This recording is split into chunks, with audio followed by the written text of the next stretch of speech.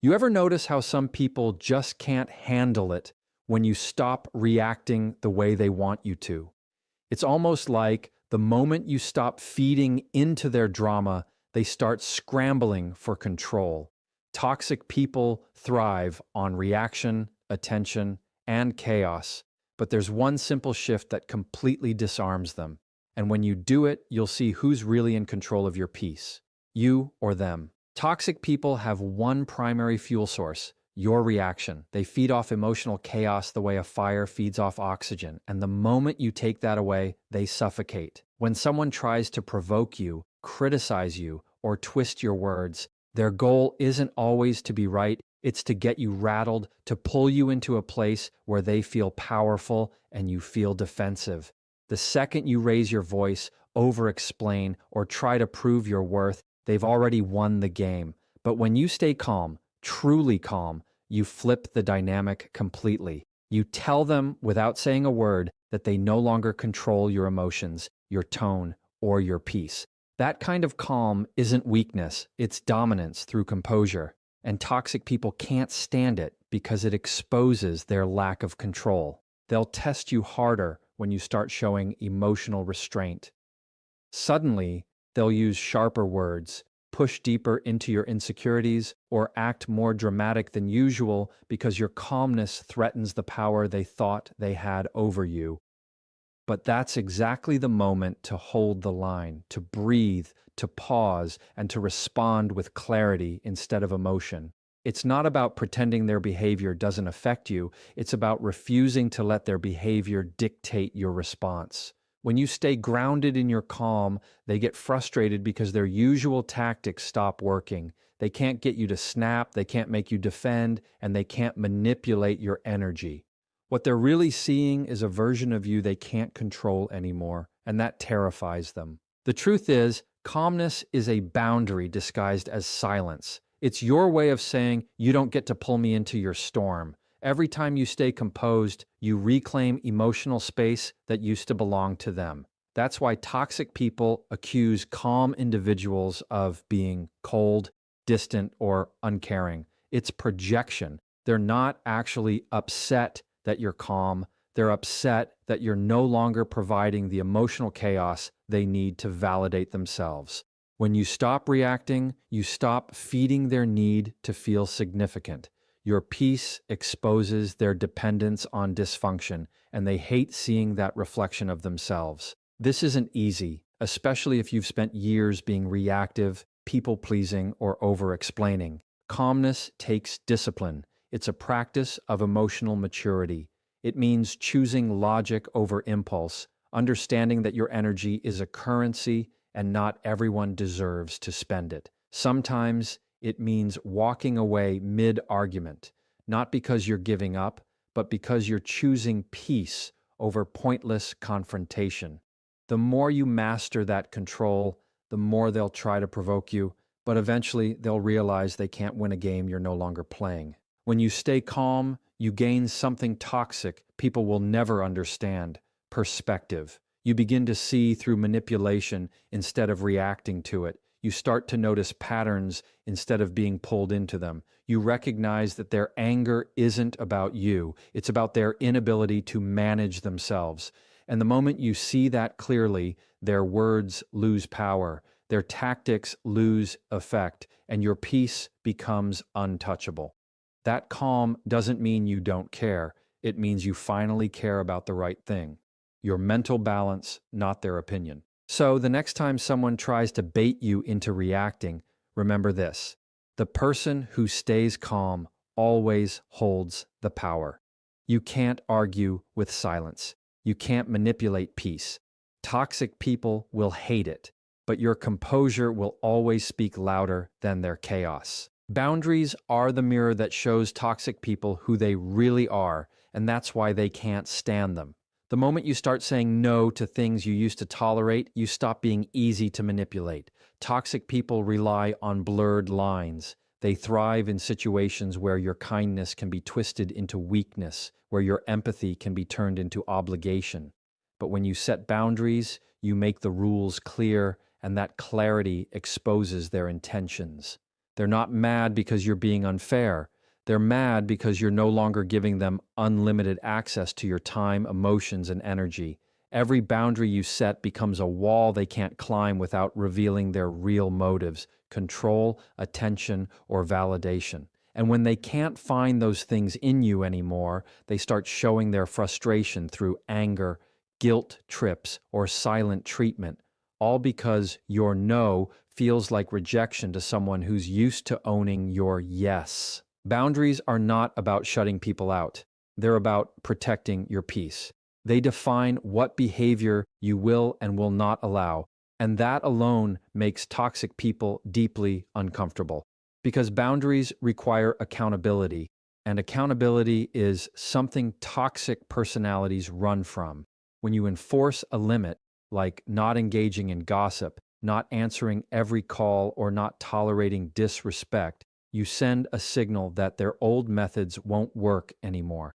That's when they'll start saying things like, "You've changed," or "You're so distant lately," trying to guilt you back into submission.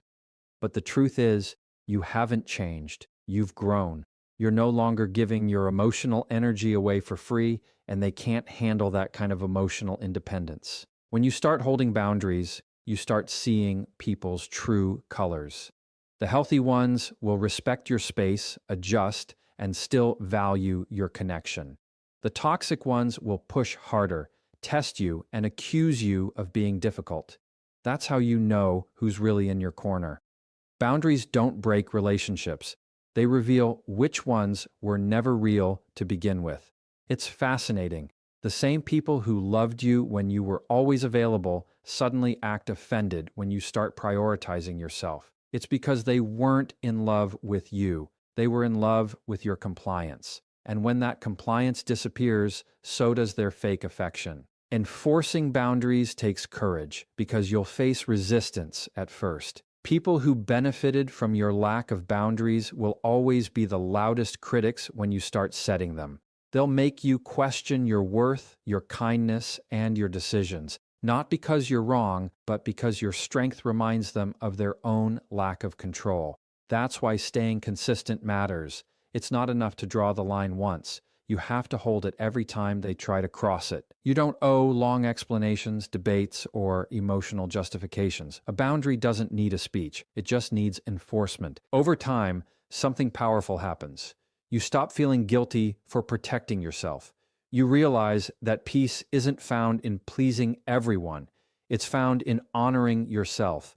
The people who truly care about you will adapt to your boundaries, not attack them. And the ones who can't handle them were never meant to stay. The discomfort you feel at first turns into freedom. Freedom from manipulation, emotional exhaustion, and the constant pressure to prove your worth. You begin to trust yourself again because you know you can protect your energy. Boundaries are not walls. They're gates with locks that you control. You decide who gets access, how much, and when. Toxic people hate that because it means the control is finally out of their hands. They can't twist your emotions or use guilt as a leash anymore. You're not rude for setting limits. You're responsible for doing it. And the moment you realize that, their power over you ends, quietly, confidently, and completely. Silence is one of the most powerful tools you have against toxic people, and it drives them absolutely insane. They depend on your reactions, your explanations, your defenses, your need to be understood, because that's how they keep control. The more you talk, the more information they gather to twist, manipulate, or use against you later. But when you choose silence, you take that power away. You stop giving them access to your emotions, and suddenly they can't figure out what you're thinking or how to push your buttons. That uncertainty eats at them because they can't stand not being able to control the narrative. Toxic people crave engagement, and silence is the one thing they can't manipulate. It's not about giving them the silent treatment to punish them. It's about protecting your peace by refusing to participate in pointless chaos. When you stop explaining yourself, toxic people feel exposed. They rely on your over-explaining to make themselves look innocent and you look guilty. They'll accuse you, provoke you, and then sit back waiting for your emotional reaction to validate their behavior. But silence denies them that satisfaction. It's like holding up a mirror to their own insecurity. They start talking faster, getting louder, trying to bait you into saying something they can use because your silence forces them to face themselves, and that's something they avoid at all costs. The more you stay quiet, the more they reveal through their words and actions, because toxic people can't stand empty space. They'll fill it with the truth they were trying to hide. This kind of silence isn't weakness, it's emotional discipline. It's choosing not to attend every argument you're invited to. It's knowing that responding to manipulation is participation in manipulation. When someone twists your words, plays the victim, or tries to gaslight you into doubting your reality, silence is your shield. You don't owe anyone constant explanations for your choices, your boundaries, or your peace. Every time you resist the urge to defend yourself, you teach people that your worth isn't up for negotiation. You stop being reactive and start being intentional. That calm, quiet confidence unsettles toxic people because it means they can't pull you into their emotional storm anymore. Of course, silence can feel uncomfortable at first, especially if you're used to over-communicating or trying to fix everything. But that discomfort fades once you realize how much energy you've been wasting on people who never listened anyway. Toxic people don't want understanding, they want control. Your silence removes their stage. You stop playing the role they wrote for you in their script, and suddenly they don't know what to do.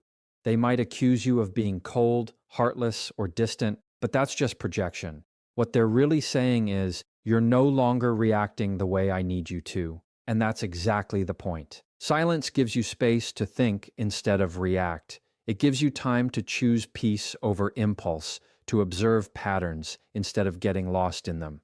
You start to notice how much calmer your world becomes when you stop arguing with people who are committed to misunderstanding you. Not every question deserves an answer, and not every attack needs a defense. When you use silence intentionally, you stop trying to win arguments that don't matter and start winning back your emotional clarity. That's when you realize you were never losing your peace to them. You were giving it away through your words. So stay quiet when they expect chaos. Smile when they expect anger. Walk away when they expect engagement. Because the moment you stop explaining yourself, toxic people lose their grip on you completely. Silence isn't weakness, it's strategy. And the louder their reaction becomes, the more proof you have that your calm has hit exactly where it needed to. Self-control is the one trait that toxic people cannot compete with because it takes away their ability to influence you. They thrive on pulling emotional strings, pushing buttons, and watching you unravel in frustration or guilt. But when you develop real control over your emotions, you become untouchable. You start seeing manipulation for what it is, a test of your composure, not your character. Every time they try to provoke you and you don't react, you show them that their power is an illusion. You stop being a puppet to their moods and expectations, and that drives them mad because their favorite tool, emotional chaos, no longer works on you. Self-control doesn't mean you don't feel hurt, anger, or disappointment. It means you don't let those emotions run the show. You choose logic over impulse, response over reaction, and that shift exposes their dependence on your lack of discipline. When you practice self-control, toxic people quickly realize they can't manipulate what they can't predict. They're used to controlling people who respond emotionally because emotions are easy to exploit. But calm, centered individuals are unpredictable. They pause before responding, they think before speaking, and that's intimidating to someone who thrives on instant reactions. The more you master your emotions, the more they'll accuse you of being detached or uncaring. But what they're really saying is, you're not giving me the reaction I want. Toxic people need your chaos to validate their importance. They feed off emotional drama because it makes them feel relevant. When you stop giving that energy, they start to fade, and they can't stand being irrelevant. Your emotional control becomes the mirror reflecting their instability. Self-control is a skill built through awareness. It means learning to identify what triggers you and choosing to pause instead of explode. Toxic people often know your triggers. They study them, they use them, they weaponize them. But when you learn to control your responses, those triggers lose their power. You start to respond with calm clarity instead of anger, and that makes them uncomfortable because they can't manipulate calmness.